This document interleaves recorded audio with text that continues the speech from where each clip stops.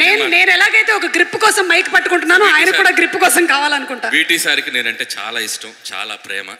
So ఆయన చెప్పాలనుకున్నది ఏంటంటే, ఇప్పుడు విజయ్ గారు ఒక సినిమా చేస్తున్నారు, అది ఏం సినిమా అనేది వాళ్ళు అఫీషియల్గా అనౌన్స్ చేయలేదు కాబట్టి అది ఇక్కడ మాట్లాడటం కరెక్ట్ కాదు. కాబట్టి అందుకని నేను ఆయన ఆపుతున్నాను.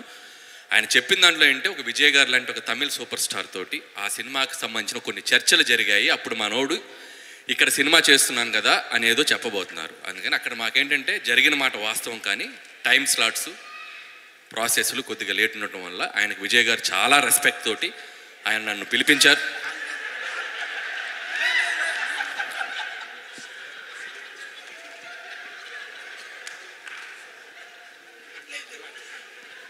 సో ఆయన చాలా రెస్పెక్ట్ తోటి పిలిపించారు, మాట్లాడుకున్నాం. ఆ చర్చ వేరు, జరిగిన డిస్కషన్ వేరు. And my best wishes to Thalapathy 69. నాకు తెలిసి నేను చాలామంది హీరోలతో పనిచేశాను. Is the best best best hero I ever met. Varisu టైంలో కూడా నేను విజయ్ గారిని కలిసి వంశీపల్లి గారితో 2-3 సీన్లు చేశాను. సో ఆయన ఎంత స్క్రిప్ట్ని లవ్ చేస్తాడు, ఒక డైరెక్టర్ని ఎంత రెస్పెక్ట్ చేస్తాడు అనేది నేను పర్సనల్గా ఒక 2-3 మీటింగ్స్లో నేను చూశాను. అంతే గౌరవంగా ట్రీట్ చేశారు, అంతే గౌరవంగా మా మధ్య చర్చలు జరిగాయి. తలపతి 69 ఏంటనేది అఫీషియల్గా వాళ్ళు అనౌన్స్ చేసిన తర్వాత మన సక్సెస్ మీట్లో దీని గురించి మళ్ళీ మాట్లాడుకుందాం. ఓకే సార్, నేను మీకు ఈ మైక్ ఇచ్చేదాన్ని కానీ ఈ మైక్ పనిచేయట్లేదు.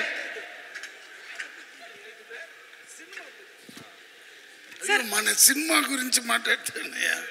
ఇదేంటయ్యా, అంత దూరం నుంచి 2సారి టికెట్ క్యాన్సిల్ అయిందండి. నిజంగా పొద్దున్న వచ్చాను 12:15కి, నాతో ఐషు వచ్చింది.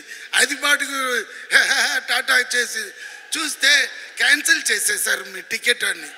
ఎందుకు 9:45 బుకింగ్ సార్, 10:10 క్యాన్సిల్ అయింది, ప్లీజ్ గెట్ అవుట్ అన్నారు. ఇది అమ్మాయి పాపం బస్సులోకి ఏరి ఇంగిని పోయింది. నేను మళ్ళీ ఇంటికి వెళ్ళి 4:30 పట్టుకుని ఇక్కడ వస్తే నువ్వు వెళ్ళు అంటే, ఇది మర్యాద లేదండి. ఇది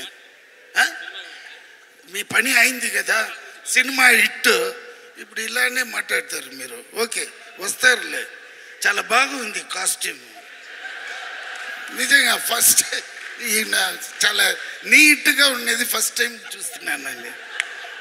దీని ముందుగా ఏదో ఒకటి వేస్తే ఫస్ట్ టైం మీరు ఇంత బ్యాడ్గా చూడటం, నేను రోజు చాలా గుడ్డుగా కనబడతారు. ఓకే, అది ఎప్పుడు గుడ్డుగా ఉంటారు కదా, అంతే ఎప్పుడు ఉన్నారండి. సరే okay sir, thank you for everything.